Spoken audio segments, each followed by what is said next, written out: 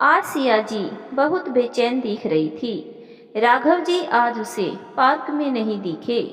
वह इस समय तक बिना नागा किए आते थे, पर वह आज अभी तक ना आए। कहीं कुछ नहीं नहीं। वह तो कल भले चंगे दिख रहे थे, आज वो उनके लिए मखाने की खीर भी तो बना कर लाई थी। कल ही तो कह रहे थे उन्हें मखाने की खीर बहुत पसंद है, पर डॉक्टर ने मीठा और बाहर का खाने से मना किया है। तो सिया ने उनके लिए शुगर फ्री से खीर बनाई थी। सोचा था उन्हें सरप्राइज कर देगी, पर वह तो आज खुद ही सरप्राइज हो गई। मन में हजारों ख्याल भी आने लगे। फोन नंबर भी नहीं लिया। कभी वो करती पर निगाहें राघव जी को ही खोजती। इतने बड़े शहर में उन्हीं से तो अपनापन मिला था, वरना वह निराशा के गर्त में चली जा रही थी। सिया याद करने लगी जब वह पहली बार मुंबई आई थी। बड़ा बेटा उसे जबरदस्ती शहर ले आया था। वह एक कंपनी में जॉब करती थी। बढ़ती उम्र में अब जॉब छोड़ी तो घर काटने को दौड़ने लगा। पति तो 5 साल पहले ही लंबी बीमारी की वजह से चल बसे थे। वह तो बस दीवारों से बात करती। बड़ा बेटा उसे अपने साथ ले आया, पर वह यहाँ भी क्या करे। बेटा 8 बजे अपनी जॉब पर चला जाता, बहू भी 9 बजे चली जाती। रह जाती सिया और उसकी 8 साल की पोती, जो लॉकडाउन की वजह से स्कूल नहीं जा रही थी। बस उसी के साथ बतियाती या फिर पार्क में आ जाती दोनों। एक दिन पार्क में बैठी अपने अतीत के पन्ने खोल रही थी। संघर्ष के दिनों में भी वो अकेली ना थी। बेटों की जिम्मेदारी थी उस पर वो टूटी नहीं। दोनों को पढ़ा लिखा कर सरकारी नौकरी में लगा दिया। एक रेलवे में नौकरी करता था और एक कॉलेज में प्रोफेसर बन गया। दोनों की शादी बच्चों से वह निपट चुकी थी। अपनी छोटी सी नौकरी से वह बचा रही थी और खा रही थी। पर अब तो नौकरी भी ना रही जिसके सहारे जीती वह। पर अब नौकरी भी ना रही जिसके सहारे जीती वह। इसीलिए बड़ा बेटा विहान उसे अपने साथ ले आया। अपने अतीत में उलझी पार्क में बैठी थी कि तभी एक आवाज कानों में पड़ी। चलती रहिए, चलने का नाम ही जिंदगी है। इस अनजान शहर में पहली बार कोई उससे बोला था, वरना यहाँ तो गाड़ियों का शोर ही बोलता था। उन्होंने अपना परिचय पास वाली बेंच पर बैठते हुए दिया। मेरा नाम राघव है, यहीं पास में रहता हूँ। सिया ना चाहते हुए भी मुस्कुरा दी। अपनी पानी की बोतल खोलते हुए बोले, आप बहुत परेशान लग रही थी। अरे जो हुआ उसे जाने दीजिए, आगे बढ़िए, जिंदगी बहुत खूबसूरत है। इतना कहते कहते वह पानी पिया, बोतल रख फिर चल दिए। सिया उनको जाते हुए देखती रही और मन ही मन बड़बड़ाती रही कि हाँ, जिंदगी में सब खुशियाँ हो तो जिंदगी खूबसूरत ही लगेगी। इन्हें क्या पता कि हम पर क्या बीती। चले आए ज्ञान देने। अब यह रोज का नियम हो गया। सिया पार्क में जाती और राघव जी को अपने से पहले पाती। वह मुस्कुराकर हाथ हिलाते, पर सिया सिर्फ मुस्कुरा देती। धीरे धीरे दोनों हाय हेलो कर लेते। एक दिन राघव जी पूछ बैठे, कहीं बाहर से आई हो? आपको पहले तो कभी नहीं देखा। सिया जल्दी किसी को अपने बारे में नहीं बताती, तो बस मुस्कुरा कर बोली, पास में ही मेरा बेटा रहता है, उसी के पास। वह बात पूरी भी ना कर पाई कि राघव जी बोले, स्वागत है मुंबई शहर में। सिया जी उन्हें देखती रह गई। इस उम्र में इतनी जिंदा दिली। एक वह देखो, हमेशा बुझी बुझी रहती है। पार्क में बुजुर्गों का एक ग्रुप बना था, जहाँ सब एक दूसरे के सुख दुख में शामिल होते। कभी बोल से खेलते तो कभी अंताक्षरी, कभी किसी का जन्मदिन मनाते तो कभी न्यू ईयर। सिया जी को भी उस ग्रुप में राघव जी ने शामिल कर लिया। इस ग्रुप में अधिकांश ने अपना जीवन साथी खो दिया था या किसी बीमारी से पीड़ित थे। सब एक जैसे थे, ना कोई अमीर ना गरीब। सब शुगर बीपी जोड़ों के दर्द से जूझ रहे थे। सिया को उस ग्रुप में शामिल होकर बड़ा सुकून मिल रहा था। अपना दुख उसे अब बहुत कम लगने लगा। वो देखकर आश्चर्यचकित होती कि जिंदगी की अंतिम बेला में भी सभी कितने ऊर्जावान थे। उनकी ऊर्जा देख सिया ने भी अपनी उदासी का चोला उतार फेंका। अब वे सुबह का इंतजार करने लगी। एक दिन मिसेस शर्मा का जन्मदिन था। सब कुछ ना कुछ बनाकर लाने वाले थे। सिया ने सोचा क्या बनाए, पाक कला में तो वह बहुत ही निपुण थी, पर यहाँ तो मुंबई वाले हैं, यहाँ लोगों को उसकी बनाई चीजें पसंद भी आएगी। फिर भी उसने बड़े प्रयास से अलसी के लड्डू बनाए, जो सर्दियों में फायदेमंद व घुटनों के लिए बहुत अच्छे होते हैं। सिया डब्बा संकोच के साथ घर से ले तो आई। सब अपना अपना खाना खिला रहे थे। कोई पोहा तो कोई ढोकला तो कोई रसगुल्ला लाया था। राघव जी ने सिया को डब्बा छुपाते हुए देख लिया, झट से छीन लिया और उसके लड्डू सबको खुश कर गए। बचे हुए लड्डू राघव जी अपने घर ले गए और कई दिनों तक उसकी तारीफ करते रहे। सिया की जिंदगी बदलने लगी। बेटा बहू भी खुश थे कि माँ का मन लग रहा है। कल ही की तो बात थी, राघव जी ने बताया कि उनका बीपी बहुत बढ़ जाता है, इसीलिए डॉक्टर ने उनको नमक और चीनी कम लेने को बोला है। साथ ही शुगर भी है, पर मीठा नहीं खा सकता हूँ, ना बाहर का, और मुझे बनाना आता नहीं, पर मुझे मखाने की खीर बहुत पसंद है। सिया बोली, आपकी पत्नी या बहू? राघव जी मुस्कुरा दिए और बोले, सिया जी बहुत लंबी कहानी है, आराम से किसी दिन, पर आज नहीं। उनको अपनी आंखों की कोरों को पोंछते हुए सिया ने देख लिया था और उसी वक्त सोचा था कि वह राघव जी के लिए कल मखाने की खीर बनाकर लाएगी। राघव जी को मखाने की खीर बहुत ज्यादा पसंद है, पर आज तो पार्क में आए ही नहीं। वो अतीत से वर्तमान में लौट आई, पर वो ना आए। सब दिखे पर किससे पूछे। फिर हिम्मत कर मिस्टर मित्तल जी के पास गई और बोली, आज राघव जी नहीं आए। सब एक साथ चौंके, हाँ आज राघव आया तो नहीं।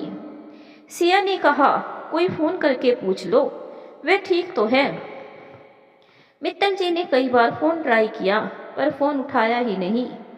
सिया को राघव जी की चिंता होने लगी। उनका हंसता मुस्कुराता चेहरा उसके सामने आ रहा था। वह घर जाने को उठी, पर उसके कदम उस ओर मुड़ गए जहां राघव जी ने इशारा करके कहा था कि पास में फ्लैट में रहता हूं, पर कौन सा फ्लैट। सिया ने देखा आसपास तो सब ऊंची ऊंची इमारतें बनी थी। वह बड़े असमंजस में थी, क्या करें। फोन नंबर भी तो ना था और पता भी नहीं। इन ऊंची ऊंची इमारतों में राघव जी को कैसे खोजे।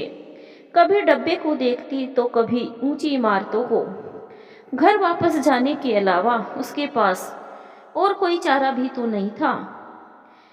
पर तभी गार्ड की बातें सुनी।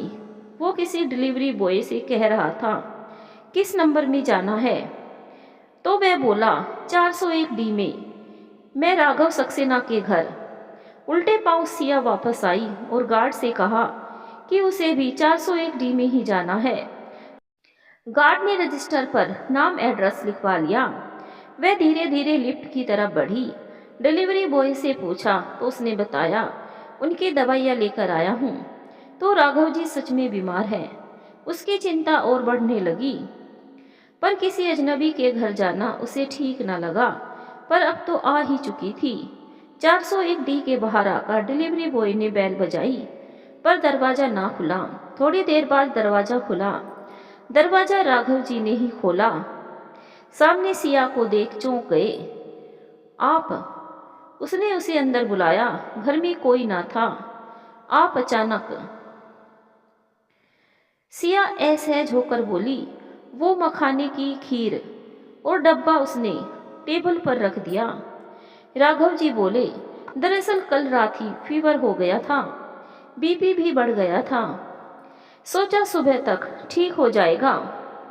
सकुचाते हुए सिया ने उनको छूकर देखा तो उनका बदन पूरी तरह तप रहा था। वो परेशान होकर बोली, आपको तो तेज बुखार है, घर पर कोई नहीं? तो वे बोले, दरअसल मैं अकेला ही रहता हूँ। सिया के बहू जोर देने पर टैक्सी कर वह उन्हें डॉक्टर के पास ले गई। अपने बेटे को भी फोन करके बता दिया। पहले तो बेटे को बड़ा अटपटा लगा कि माँ ऐसे किसी को, फिर सोचा बूढ़ी है, थोड़ा मन ही लगा रहेगा। डॉक्टर ने राघव को 6 दिन की दवाई और हल्का खाना खाने की सलाह दी। बीपी की गोली भी बढ़ा दी। साथ ही हर घंटे बुखार मॉनिटर करने को कहा और बुखार न उतरने पर कोरोना का टेस्ट और भी टेस्ट करने को कहा। राघव जी सिया से बोले, आप मेरी वजह से। सिया बोली, आपने ही मुझे हंसना सिखाया। और अब आप, अरे ऐसे कैसे, आपको छोड़ दूं। वह उन्हें उनके घर पर ले गई। पर समस्या यह थी कि उनकी देखभाल कैसे की जाए और खाने पीने की भी समस्या थी। सिया करीब 1 घंटे वहां रही। राघव जी को कुछ अच्छा महसूस होने लगा तो अपने घर चली गई। घर पर आकर उसे बड़ी बेचैनी हुई। इतना खुशमिजाज इंसान और निपट अकेला, और आज जब वह बीमार है तो कोई नहीं है उसके पास। वो क्या खाएगा? क्या इतनी बड़ी दुनिया में कोई नहीं? वह तो खुद को ही दुनिया की सबसे बड़ी दुखियारी समझती थी। पर राघव जी, आज दोपहर उसने खिचड़ी बनाई और काम वाली के हाथों राघव जी के घर भिजवा दी। अब तो वह फोन पर उनका हालचाल पूछती रहती, दवाई की हिदायत भी देती रहती। बेटे बहू के जाने के बाद राघव जी के घर हल्का भोजन भिजवा देती। सिया की देखभाल रंग लाई और राघव जी नॉर्मल हो गए। 6 दिन का समय भी निकल गया। थोड़ी कमजोरी थी, पर उन्हें पार्क में देख सबके चेहरे खिल गए। सिया ने भी गहरी सांस ली। अब तो रोज ही दोनों एक दूसरे को तलाशते। एक दिन सिया पूछ ही बैठी, आप अकेले कैसे?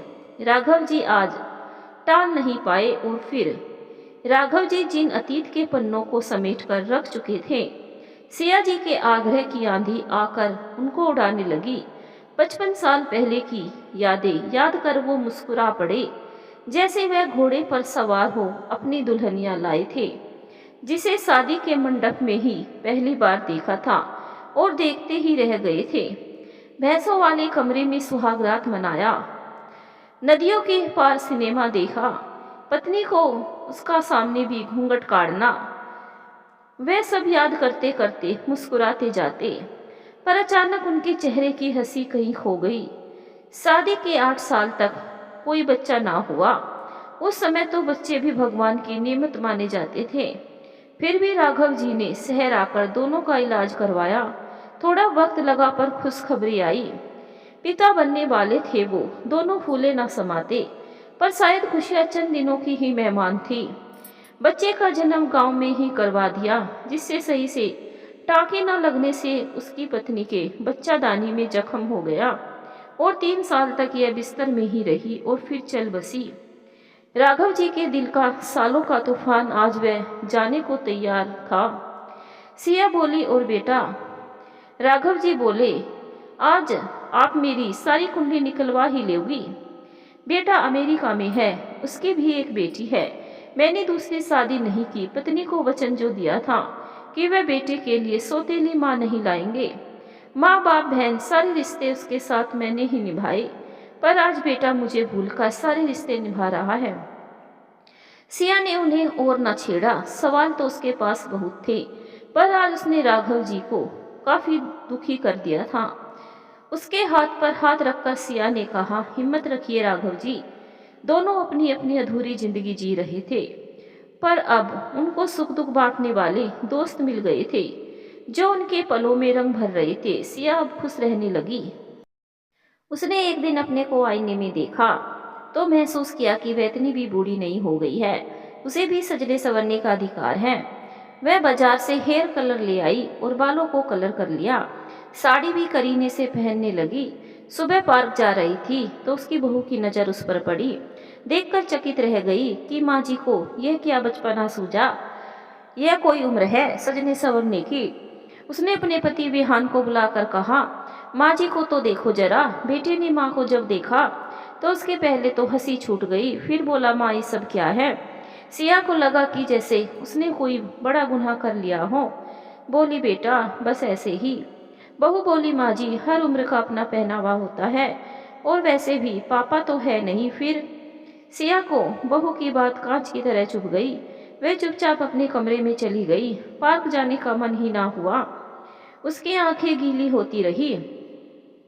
ऐसा कौन सा गुनाह उसने कर लिया था?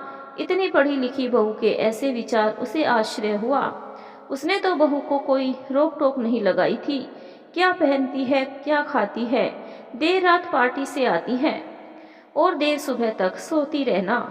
पर उसने तो कभी नहीं रोका टोका। सोचती रही कि आजकल की मांग है, बड़े शहरों का यही रहन सहन है। पर आज उसने बाल किया रंगे, बहू ने उसके चरित्र का ही खंडन कर दिया। अब वह समझाएगी कि मुझे क्या करना चाहिए। सिया जी का मन बहुत व्यथित हो उठा। उसे आज अपने पति की बहुत याद आई, जब वह भर भर के चूड़ियां पहनती थी, माथे पर बड़ी लाल बिंदी लगाती थी। वह हमेशा कहते थे, तू तो मेरी मधुबाला हो और मैं तुम्हारा दिलीप कुमार। सिया की आंखों से आंसू रुक ही नहीं रहे थे। दोपहर में भी वह कमरे से ना निकली, ना ही खाना खाया। शाम के समय राघव जी का फोन आया। सिया जी आप आज आई नहीं, स्वास्थ्य तो ठीक है ना? सिया कुछ ना बोल पाई। राघव जी सिया की चुप्पी पढ़ चुके थे। बोले, सिया जी आदत डाल लीजिए या फिर मेरी तरह अकेले रहिए। आपने पूछा था ना कि अकेले रहने की वजह, यही है वो वजह। अकेला रहता हूँ, पर रहता तो अपनी मर्जी से हूँ ना। जो खाना पीना, कोई रोक टोक तो नहीं है ना। आज हम बच्चों पर अंकुश नहीं लगाते, बच्चे हम पर अंकुश लगाने लगे हैं। 2 महीने अमेरिका में बेटे के पास कैसे बीता मैं ही जानता हूँ। बस मेरी वजह से मेरे बेटे बहू आपस में झगड़ा कर बैठते और आखिर मैंने फैसला ले लिया, अब और नहीं। राघव जी की बात सुनने के बाद सिया जी ने फोन रख दिया। राघव जी की बात सिया जी को समझ आ रही थी। पूरे जोश के साथ बाहर निकली, अपना खाना गर्म कर खाया। रात गए जब बेटा बहू आए तो उसने नॉर्मल रहना ठीक समझा। रात के लिए उसने अपने लिए 2 गाउन भी खरीद लिए। वह बोलने को हुई तो उसने हाथ के इशारे से कह दिया, बेटा मैं तुम्हें पूरी आज़ादी देती हूँ, पर तुम मेरी आज़ादी तो मत तय करो। बहू चुप हो गई। सिया का विश्वास वापस आ गया। अगली सुबह वह पार्क गई तो राघव जी को देख मुस्कुरा दी। फिर दोनों अपनी अपनी आप बीती सुनाते रहते। सिया अब अपने लिए जीने लगी। पेंशन का अच्छा खासा पैसा आता था। पहले वह बच्चों को ही दे देती थी, पर अब उसने अपने लिए जीना सीख लिया। पार्क में उसकी सहेलियां बन गई थी, इनके साथ खरीदारी भी कर लाती। पर उसकी बहू को सिया की आज़ादी रास नहीं आ रही थी। वह अपने पति के कान भरने लगी। माँ को देखो कितना फालतू खर्चा करती है, कभी नई साड़ी तो कभी जगराता तो कभी जन्मदिन, कहाँ कहाँ क्या क्या कर रही है, तुम्हें कुछ पता भी है? उनके आने से वैसे भी इतना खर्चा बढ़ गया है, अब यह सब भी। बहू ने बेटे को एक प्लान समझाया। बेटा पहले तो सुनता रहा, फिर आखिरकार एक दिन माँ को बोल ही पड़ा, माँ हम बड़ा फ्लैट लेने की सोच रहे हैं, आपकी सेविंग से भी कुछ मदद हो जाती। सिया उसका मुंह देखती रह गई। दोनों मियाँ बीवी अच्छा खासा कमाती हैं और नजरें उसकी पेंशन पर।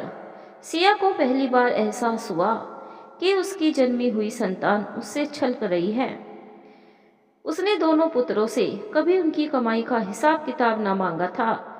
वह सब खर्चा खुद ही करती, यहाँ तक कि पति की बरसी पर उसने ब्राह्मण भोज खुद के पैसों से कराया था। उसके पास कौन सी जमा पूंजी थी जिस पर बेटे की निगाह अटकी हुई थी। पेंशन से गुजर बसर हो जाती है। वह तो वैसे भी दोनों बच्चों के जन्मदिन हो या शादी की सालगिरह कुछ ना कुछ सबको दिला ही देती थी। इसी को जिंदगी मान जी रही थी। उसके खुद खुश रहने का अधिकार तो शायद पति के जाने के साथ ही खत्म हो गया था। सिया की चुप्पी से बेटा वहां से चला गया। सिया की खामोशी को उसने इनकार समझ लिया। इस बात को कई दिन भी गुजर गए। आज पार्क में जब वह पहुंची तो देखा तो हैरान रह गई। सब उसका इंतजार कर रहे थे। हैप्पी बर्थडे टू यू से वातावरण गूंज उठा। उसे तो खुद को याद नहीं था कि आज उसका जन्मदिन है, पर इन सबको कैसे केक कटा और फोटो निकले। सबने मिलकर सिया जी को गरम सोल भी उपहार में दिया। सिया ऊपर से शर्मा रही थी, पर अंदर से खुश थी। राघव जी ने उसके हाथ पर गणेश जी की छोटी सी प्रतिमा रखी और कहा, इसे हमेशा साथ रखिए, कठिन समय में हिम्मत देगी। उसकी आंखों से आंसू बह निकले। आप सबको सब एक साथ बोले। आप तो छुपाने के मूड में थी। राघव जी ने ही प्लान बनाया। वह उनका चेहरा देखने लगी तो वो मुस्कुराकर बोले, कमाल है। ओह अच्छा, उसने फेसबुक पर अपनी डिटेल डाल रखी है। राघव जी के कहने पर ही तो उसने फेसबुक ज्वाइन किया था। आज समोसा पार्टी चल रही थी। कोई चाय बना लाया था तो कोई पकोड़े। खुशी खुशी वह घर की तरफ मुड़ी। उसके दोनों बच्चों तक को उसका जन्मदिन याद न था। बहुआ से उम्मीद भी क्या करे। वह बार बार इस सोल पर हाथ घुमाती। बरसों बाद किसी ने उसे उपहार दिया था। गणेश जी की प्रतिमा उसने सामने मेज पर रख दी। उसे सच में लगता था कि सामने राघव जी खड़े हो, उसे ताकत दे रहे हो। रात ढले जब बेटे बहू आए तो उसे लगा कि कोई तो उसे जन्मदिन की बधाई देगा, पर उसकी कल्पना कल्पना ही रही। अगले दिन सुबह बहू की नज़र उस सोल पर पड़ी तो बोली, माँ बड़ा खूबसूरत सोल है, कहाँ से लिया? वह कुछ बोलती उससे पहले ही बोली, मैं ले लूँ, मुझे बहुत पसंद आया। वह उसका मुंह देखती रह गई, पर गणेश जी की प्रतिमा की तरफ देखा और बोली, नहीं बहू, यह मेरे जन्मदिन पर मेरे दोस्तों ने मुझे दिया है। यह अनमोल है मेरे लिए, इसे नहीं। बहू उसका मुंह देखती रह गई। जन्मदिन कब? तो सिया हिम्मत कर बोली, कल मेरा जन्मदिन था। तो बहू ने बेटे की तरफ देखा तो उसका सर शर्म से झुक गया। माँ के पास आकर बोला, सॉरी माँ, आप कभी मनाती ही नहीं। सिया जी बोली, मनाया तो कल भी नहीं था, पर बस उन्होंने पता कर लिया और मना लिया। तुम्हारी माँ का जन्मदिन पहली बार। बेटा चला गया और सिया के पास सवाल छोड़ गया, अपनों को भी अपनी अहमियत समझानी पड़ती है क्या? सिया की जिंदगी के पन्ने एक एक कर फड़फड़ाकर उड़ने लगे। बच्चों के जन्मदिन के एक हफ्ते पहले से वह उत्साहित हो जाती थी। सब कुछ चुनकर उनकी पसंद का सामान लाती और पूरा दिन उनकी पसंद का बनाती। सब याद करते करते उसके चेहरे पर एक मुस्कान आ गई। पर आज उसका जन्मदिन तक किसी को याद नहीं। पर गलती उनकी भी कहाँ है?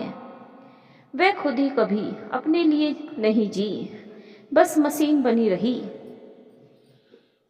पर अब और नहीं। सांझ बेला आ चुकी है। जिंदगी का कोई भरोसा नहीं। 65 साल की हो गई है। पता नहीं कब बुलावा आ जाए। जाने से पहले वह खुद के लिए जीना चाहती थी। जो उसे अच्छा लगे वह करना चाहती थी। राघव जी की बातें उसके दिमाग पर असर डालने लगी थी। अब सिया खुश रहने लगी। उसने बहू और बेटे से मोह करना छोड़ दिया। वह अपने में मस्त रहने लगी, अपने काम से काम रखने लगी। सिया को खुद एहसास हुआ कि वह खुद को हल्का महसूस करती है। पर बहू को सिया में यह परिवर्तन रास न आया और सहसा विश्वास ही न हो रहा था कि हमेशा गुमसुम रहने वाली माजी में यह परिवर्तन कैसे हुआ। अब उसकी निगाहें सिया पर ही रहती।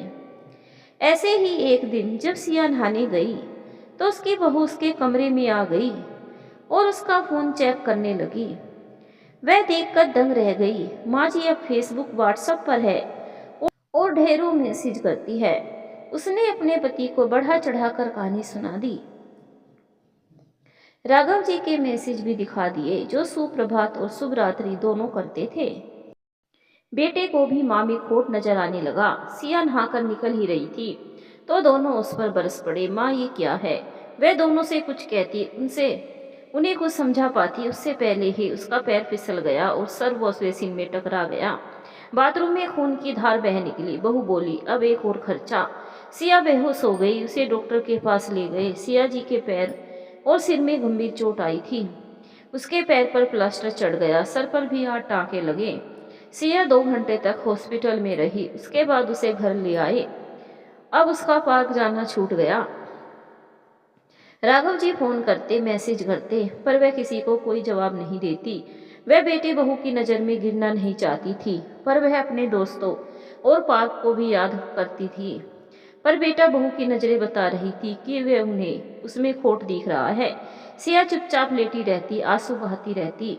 बेटा बहू काम पर चले जाते, काम वाली खाने को रख चली जाती। उसे उठने बैठने में कष्ट होता, पर कोई नहीं था। बेटी बहू ने 2 दिन की छुट्टी लेना भी जरूरी नहीं समझा। 8 साल की पोती थी, वही उसका सहारा थी। वह उसकी मदद कर देती, पर थी तो वह बच्ची ही। ऐसे ही एक दिन वह बैठी थी, दरवाजे की घंटी बजी। पोती ने दरवाजा खोला तो लगा एक भूचाल अंदर आ गया हो। पार्क के सारे दोस्त उसके घर पर थे, सबके हाथों में फल फूल मिठाइयाँ और कार्ड थे। उनको लगा कि उसका कोई अपना मिल गया हो। उसकी आंखें छलक पड़ी। सिया सबको देखकर भावुक हो गई। लगा कोई बिछड़ा हुआ मिल गया हो। वो सबका उठकर स्वागत करना चाहती थी, उनके लिए पकवान बनाना चाहती थी, पर शरीर और मन दोनों से लाचार थी। राघव जी सिया के मन के भाव पड़ चुके थे। वह बोले, चलो निकालो। तो डब्बों में से जलेबियां निकलने लगी। हंसते हंसाते 2 घंटे कब बीत गए पता ही ना चला। सबने सिया के प्लास्टर और अपने अपने संदेश भी लिखे। सिया राघव जी की तरफ देखकर बोली, आप सबको कैसे पता चला? राघव जी मुस्कुरा कर बोले, जैसे आपको हमारी तबीयत का पता चल गया था। सिया मुस्कुरा दी। बहू के आने का वक्त हो रहा था। वह अंदर से डर रही थी कि वह क्या कहेगी। कहीं सबके सामने ही कुछ ना बोल दे। सबकी मस्ती चल ही रही थी, तभी दरवाजे की घंटी बजी। सिया अंदर तक कांप गई। सामने बेटा और बहू थे, दोनों अचरज से सबको देख रहे थे। इतने सारे लोग, पर भगवान का शुक्र है कि दोनों सबके सामने कुछ न बोले। सिया ने चैन की सांस ली। सबके जाने के बाद बहू का बड़बड़ाना शुरू हो गया। घर को धर्मशाला बनाकर रखा है, जो देखो मुंह उठाकर चला आता है। अब इतनी गंदगी हो गई है, कौन करेगा इसको साफ? एक तो ऑफिस से थक कर आओ और अब ये सब नौटंकी। मेरे पीठ पीछे घर में पार्टियां होती हैं। सिया चुपचाप लेटी रही। अब उसे घर काटने को दौड़ने लगा। उसे अपने गांव का घर याद आने लगा, जहां दसियों मेहमानों को वह अकेले संभाल लेती थी। उसके घर पर लोगों का आना जाना लगा रहता था। वह किसी को भी बिना खाना खिलाए पिलाए ना भेजती, पर आज वह तो अपने मेहमानों का सत्कार तक ना कर पाई। उसे अब यह घर अपना सा ना लगता। सिया धीरे धीरे ठीक होने लगी। प्लास्टर भी कट गया। डॉक्टर ने कुछ एक्सरसाइज बताई और आराम से चलने फिरने को बोला। अब वह पार्क भी जाने लगी। लगा उसकी जिंदगी वापस आ गई हो। उसके इलाज में 30,000 का खर्चा हुआ, बहू ने सुना दिया। सिया ने बहू के हाथ पर 30,000 पकड़ाकर कहा, बेटा अपने पति से पूछना कि उसके ऊपर कितना कर्जा है मेरा, वो कब लौटा रहा है। बहू सिया का मुंह देखती रह गई। अब सिया का उस घर में रहना मुश्किल होता जा रहा था। लगता उसे कोई कैद में रखा गया है, जहां वह दूसरों के अधीन है। वो तिल तिल कर जी रही थी। बेटा सब देखता रहा और अनदेखा करता रहा। सिया भी नहीं चाहती थी कि उसकी वजह से उन दोनों के बीच में मनमुटाव हो। उसने एक दिन निर्णय ले लिया, जिसे सुन बेटा बहू दोनों ही भौचक रह गए। दोनों को इसका बिल्कुल भी अंदाजा नहीं था। वह तो सिया को सीधी सादी गांव की महिला समझ रहे थे। अब सिया ने दिखा दिया कि अब वह बस अब और नहीं। सिया के निर्णय से बेटा बहू दोनों के मुंह खुले रह गए। सिया ने एक कमरे का फ्लैट किराए पर ले लिया था। बेटा बोला, माँ आप अलग। सिया बोली, बेटा इसी सोसाइटी में तो हूँ, जब मन करे आ जाना। मैं कौन सा दूर हूँ, मैं आज भी अपना खर्चा उठा सकती हूँ, तुम पर बोझ नहीं बनना चाहती हूँ। बेटा कुछ और कहने को हुआ तो बहू ने हाथ पकड़ लिया और तंज कसते हुए बोली, हाँ भाई आज़ादी चाहिए माँ जी को। सिया मुस्कुरा दी और बोली, बेटा सही कहा तुमने, मुझे भी कुछ अधूरे सपने पूरे करने हैं। वह अपना सामान पैक करने लगी। सिया पास के ही एक कमरे के फ्लैट में शिफ्ट हो गई।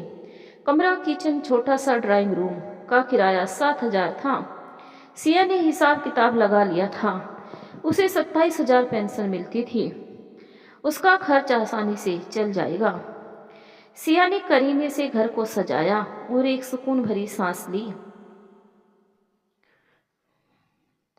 राघव जी के दिए हुए गणेश जी से छोटा सा मंदिर भी बना लिया। यहाँ सब कुछ अपना सा लगा उसे। एक काम वाली भी लगा ली जो उसके घर की साफ सफाई कर देती, बाजार से सामान भी ला देती। सिया उससे इतना प्रेम करती कि वो एक्स्ट्रा पैसे भी ना लेती, बल्कि खाली समय में सिया के पैरों में तेल मालिश भी कर देती। सिया सोचती यह तो गैर है, थोड़ा सा प्यार किया दिखाया, अपनी हो गई और अपनों को सब कुछ दिया, फिर भी वो अपने ना हुए। बेटा और पोती आते जाते रहते थे। पोती कई बार दादी के पास ही रुक जाती, पर बहू ने आने का कष्ट ना किया। पार्क के सारे दोस्त उसके घर आ जाते, वह उन्हें तरह तरह के व्यंजन बनाकर खिलाती। राघव जी भी रोज शाम सिया जी के साथ ही चाय पीते। सिया रात का खाना भी उनका पैक कर देती। सिया अब बहुत खुश थी, पैसे की तंगी तो थी नहीं, वह खुद को आज़ाद महसूस करती। उसकी दिनचर्या भी सही हो गई थी। ऐसे ही एक दिन सिया राघव जी के साथ शाम की चाय का आनंद ले रही थी। उसका बेटा बहू पोती को लेकर आए। सिया देखकर खुश हुई।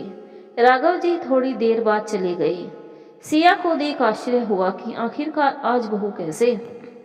उसने खुद ही अपने आने का मकसद बता दिया। बोली, माँ जी, आपके और राघव जी के बीच क्या खिचड़ी पक रही है? सारी सोसाइटी थू थू कर रही है, मेरी सारी सहेलियां मजाक बना रही है। माँ, आप इस उम्र में रंग रेलिया। सिया टूटने वालों में से ना थी। बोली, बेटा, लोग क्या सोचते हैं फर्क नहीं पड़ता, तुम अपना बताओ, तुम क्या सोचती हो, क्या कहती हो? बहू सिया की हाजिर जवाबी से मौन हो गई। सिया आगे बोली, बेटा, जवानी तो तुम बच्चों में गुजार दी, अब पल दो पल बचे हैं जिन्हें हम हंस बोलकर काट रहे हैं, उसमें भी तुम सबको परेशानी हो रही है। हम तुम दोनों की जिंदगी से दूर इसीलिए गए कि हम दोनों के बीच प्यार बना रहे। रही राघव जी की बात, तो उन्होंने ही मुझे जीना सिखाया, हंसना सिखाया, वरना मैं तो दुखियारी बनी रोती ही रहती। बेटा बोला, आप नहीं जानती माँ, ये बड़े शहरों के लोग अपना बनकर लूट लेते हैं, आप इनके चक्कर में मत पड़ो। सिया बोली, बेटा, दुनिया मैंने भी देखी है और तुम तो अपने थे, तुम लोगों ने कम लूटा क्या? अब मेरे पास बचा ही क्या है जो कोई लूटेगा।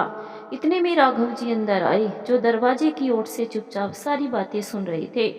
राघव जी के अंदर आते ही सिया के बेटा और बहू के मुंह खुले ही रह गए। वे दोनों उठकर जाने को हुए तो राघव जी ने सारे से बैठने के लिए कहा और बोले, तुम दोनों क्या बोल रहे थे? रंगरलिया मना रही है तुम्हारी माँ, देखना चाहते हो? सिया ने रोकना चाहा, पर राघव जी नहीं रुके और दोनों का हाथ पकड़ बालकनी में ले गए। देखो, जो सामने पानी की टंकी दिख रही है, उसके नीचे ही तुम्हारी माँ गरीब बच्चों को पढ़ा रही है। जो काम वालियाँ तुम्हारे घर काम करती है, जिनके बच्चे आवारा की तरह घूमते थे, सबको इकट्ठा कर अपने पैसे से उनके लिए कॉपी पेंसिल का इंतजाम कर रही है और हम सबसे मदद मांग रही है।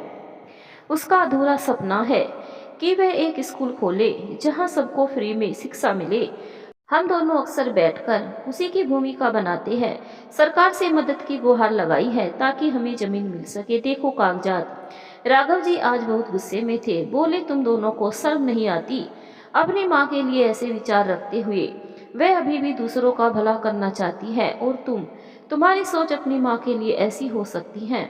हाँ, हम दोनों साथ वक्त बिताते हैं, तो इसमें गलत क्या है? क्या तुम ऑफिस में या बैंक में किसी के साथ चाय नहीं पीते, बातें नहीं करते? फिर उन पर कैसी रोक? हम तुम्हारे ऊपर तो अंकुश नहीं लगा पाए और तुम दोनों के चेहरे लटक गए और बिना कुछ कहे चुपचाप चले गए।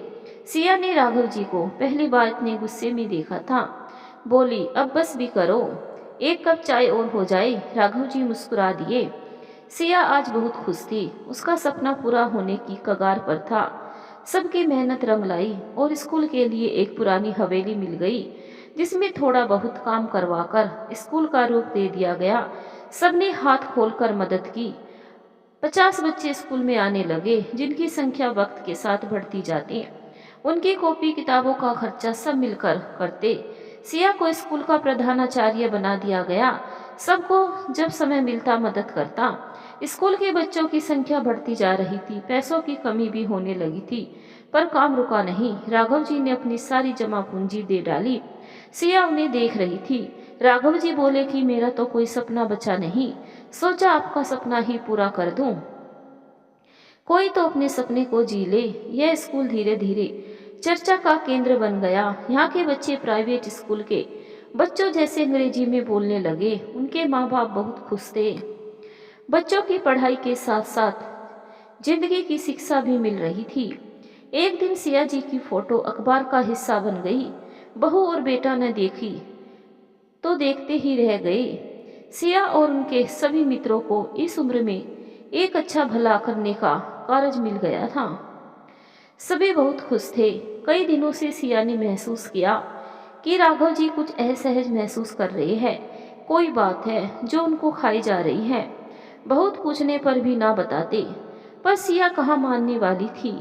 उसने बात को उगलवा ही ली, जिसे सुनकर उसके होश ही उड़ गए और उसे अपने सपने अधूरे लगने लगे। राघव जी ने बताया कि कल अचानक उसका बेटा आ गया है। सबने उसके कान भर दिए कि मैंने अपना सारा पैसा तुम पर लुटा दिया है। तब से जिद कर रहा है कि यहाँ का मकान बेचकर उसके साथ चलो। सिया अवाक रह गई। उसके बहू बेटे क्या कम थे, अब ये भी। सिया राघव जी के बिना अपने आप को अधूरा पाती वह चुपचाप घर चली गई। इस महानगर में उसे राघव जी ने ही जीने की चाहत पैदा की थी। उसके सालों के सपने को पूरा करवाया था। अब अचानक चले गए तो नहीं नहीं, मैं उन्हें नहीं जाने दूंगी, पर किस हक से रोकेगी। ये दुनिया ऐसी ही है, यहाँ रिश्तों के नाम देना जरूरी है। बिना नाम के रिश्ते नहीं चलते, बेनाम रिश्ते बस बदनाम है।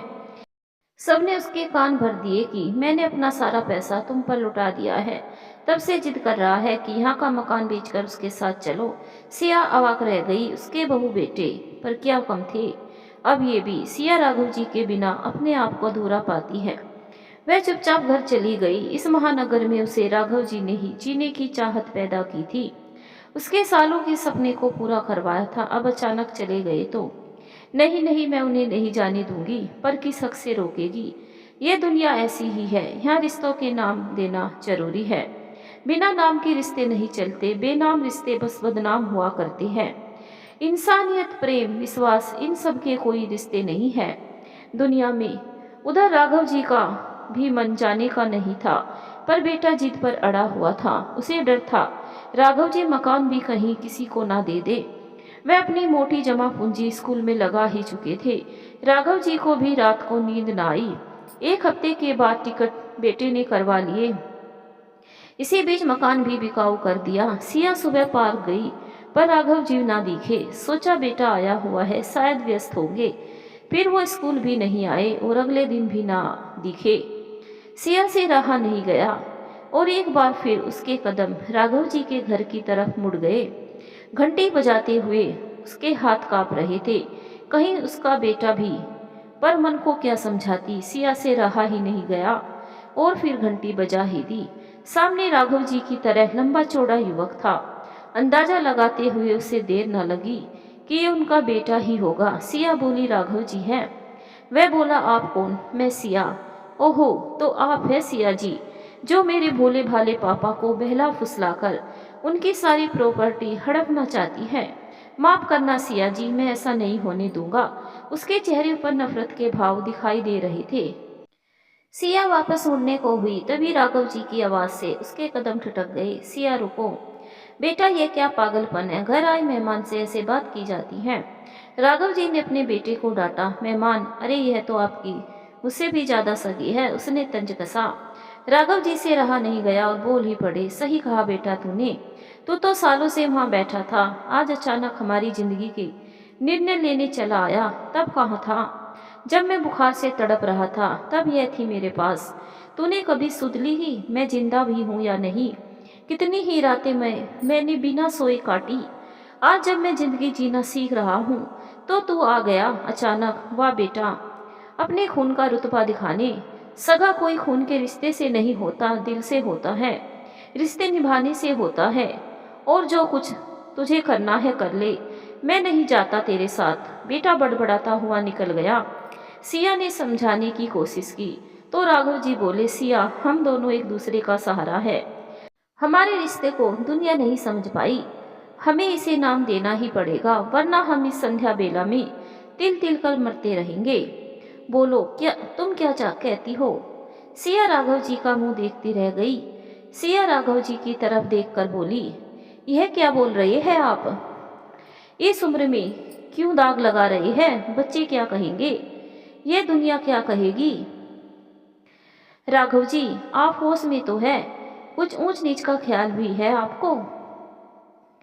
राघव जी सिया जी के गुस्से को देख घबरा गए। बोले, आप मुझे गलत समझ रही है। हमारा रिश्ता जैसा है वैसा ही रहेगा। आप चाहो तो अपने घर में ही रहे, मुझे कोई आपत्ति नहीं है। पर सिया जी, इस समाज का मुंह बंद करने के लिए हमें यह रिश्ता उन्हें दिखाना ही पड़ेगा, ताकि उनका ध्यान हम पर से और हमारी बातों से हट जाए। सिया जी, इस उम्र में शादी का मतलब तन से ज्यादा मन का मिलाप होती है। जवां उम्र कट जाती है, पर इस उम्र में अकेलापन नहीं सहा जाता। बरसों से तन्हा ही जी रहा था और आगे भी जी लूंगा। पर सिया जी, अगर राह में आपको अच्छा साथी मिल जाए तो साथ चलने में कोई नुकसान तो नहीं। माना आपको अभी हमारी बातें समझ नहीं आ रही है, आप घर जाकर आराम से सोचना। और हम किस की चिंता कर रहे हैं, जो हमें अकेला छोड़ खुद आराम से जी रहे हैं। अगर वे हमारे साथ होते तो शायद हमें यह कदम उठाना ही ना पड़ता। सिया बिना कुछ बोले घर लौट गई। उसका मन बड़ा बेचैन हो रहा था। वह अपने पति की तस्वीर से बतियाने लगी। राघव जी यह क्या कह गए? नहीं नहीं, मैं तुम्हें धोखा नहीं दूंगी, मैंने सिर्फ तुमसे प्यार किया है। मैं राघव जी के प्रस्ताव को ठुकरा दूंगी। पर अगले ही पल विचार आता है कि उसके हम सफर तो चले गए, उसे रोता छोड़ तो क्या उसे नई जिंदगी जीने का कोई अधिकार नहीं है?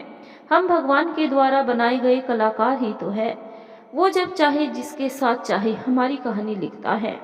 तो क्या आगे की कहानी? उसने राघव जी के बहुत सारे विचारों के साथ वह सो गई।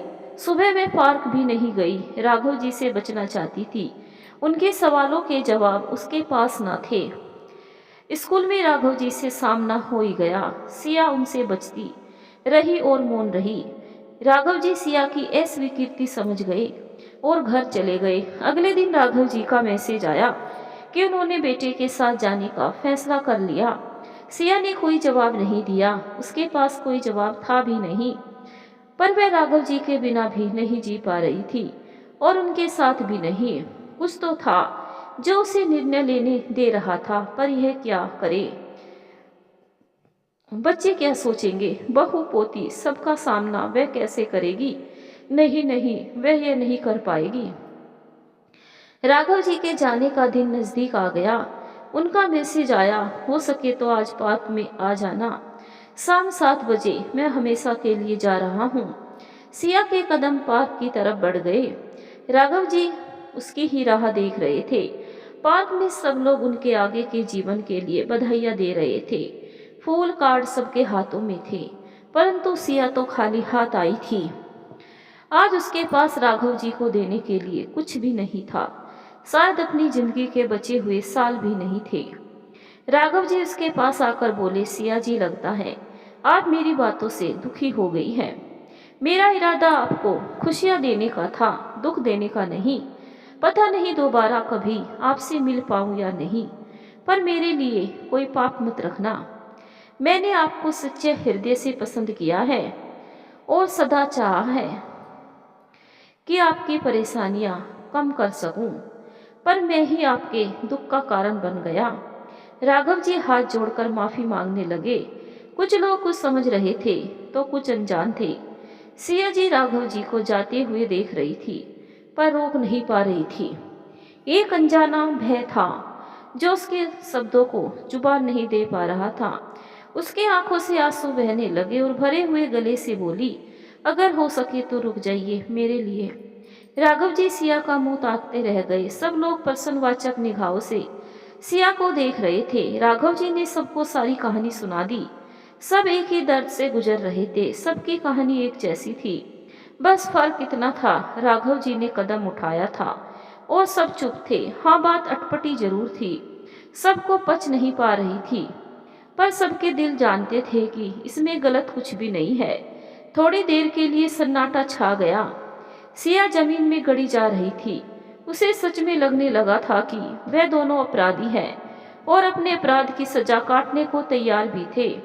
तभी मिसेज कुलकर्णी, जो 18 साल से अकेलेपन को सहन कर रही थी, अचानक बोली, राघव जी, कोई समझे न समझे, पर मैं इस दर्द को अच्छे से समझती हूँ और मैं आपके साथ हूँ। फिर क्या था, एक एक कर सबने अपनी स्वीकृति दे दी। सिया भी अपराध बोध से मुक्त हो गई। पर सबसे बड़ी समस्या थी कि बच्चों को कैसे समझाया जाए। क्या वे इस बात को समझेंगे और स्वीकार करेंगे? बच्चों की शादी में माँ बाप की मंजूरी हो ना हो, पर बड़ों की शादी में बच्चों की मंजूरी बहुत मायने रखती है, क्योंकि ताउम्र माँ बाप उनके लिए ही जीते हैं और दर्द झेलते हैं। उनके खिलाफ माँ बाप चाहकर भी नहीं जा पाते। राघव जी ने कहा कि वह अपने बेटे को तो संभाल लेंगे, पर सिया जी कैसे अपने बेटे, बहू और पोती को कि यह बात बता पाएगी? पर बताना तो होगा ही। किसी बाहर वाले से पता चले, उससे बेहतर है कि खुद ही बात कर ली जाए। सिया अंदर ही अंदर कांप रही थी। नहीं, उससे यह नहीं हो पाएगा। बड़ी मुश्किल से तो उसने अपने दिल को समझाया है, पर बच्चों से कहना, नहीं नहीं, वह कभी नहीं कर पाएगी।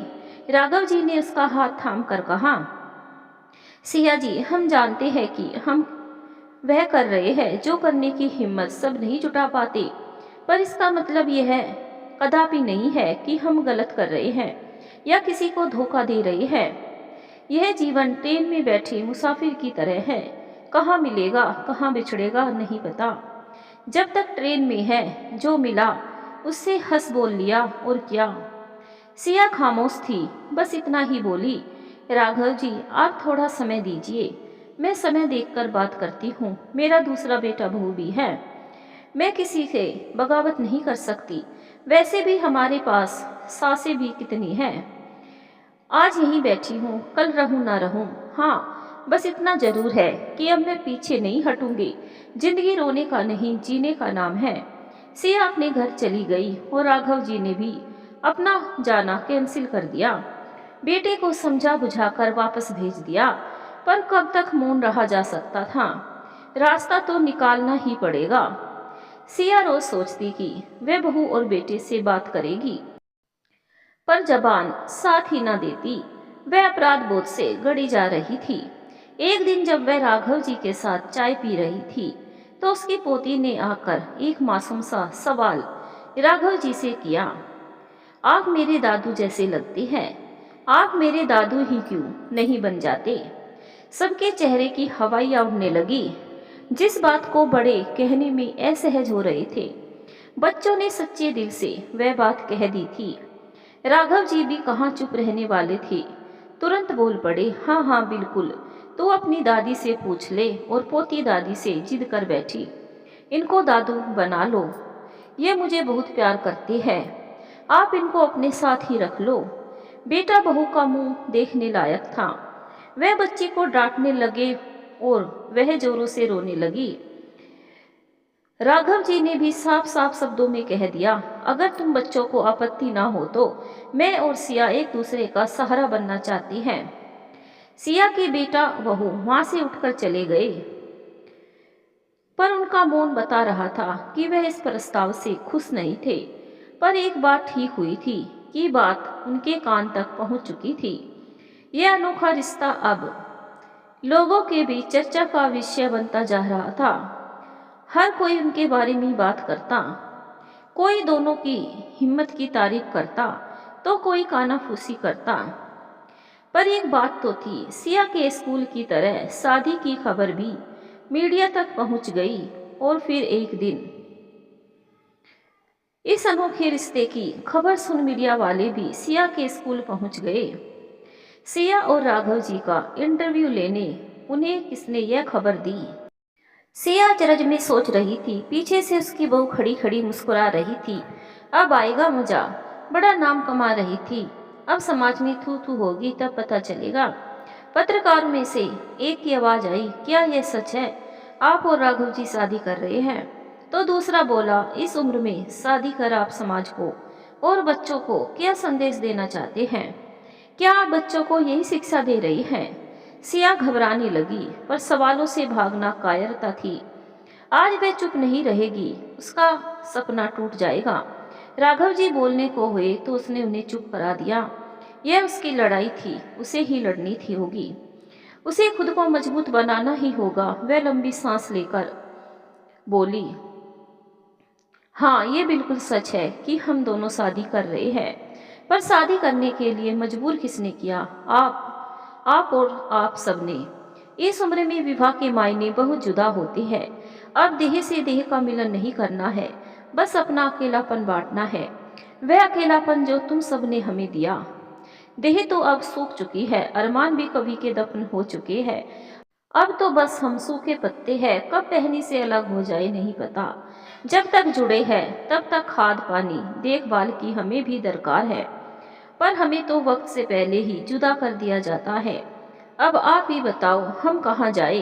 अगर ये अकेलापन परिवार वालों से दूर हो जाता तो क्यों हम ये विचार लेते? हम तो जिंदगी के दिन गिन रहे हैं। जब तक बच्चे साथ में थे हमें कुछ सोचने का वक्त ना था। बच्चे अपने अपने घरों में दुबके हैं, हमारी तरफ देखा तक नहीं। हम दोनों एक दूसरे का दुख सुख बांट लेते हैं, हंस लेते हैं, एक दूसरे की मदद कर लेते हैं बस। परिवार समाज, उसे यह भी रास न आया, हमारे ऊपर छींटा खासी होने लगी। अरे भाई, पति को गुजरे सालों गुजर गए। जब शरीर का खून गर्म ना हुआ तो अब क्या होगा? राघव जी के साथ शादी करने का फैसला इसीलिए लिया था कि आप सबको मुहूर्त दिख जाए और हमारा हंसना बोलना आपको ना आखरे। सिया की आंखों की कोरे भीग रही थी। राघव जी ने सिया का हाथ थाम लिया और बोले, जब बच्चे साथ हाथ छोड़ दे तो हम क्या करें? मजबूर हो हमें एक दूसरे का हाथ थामना पड़ा। और किसी का कोई सवाल है तो बोलो। तभी भीड़ में से तालियों की आवाज आई। ये और कोई नहीं, सिया जी की पोती थी। बोली, आप सच में मेरे दादू हो। दादू, आई लव यू। और अचानक तालियों से पूरा स्कूल गूंज उठा।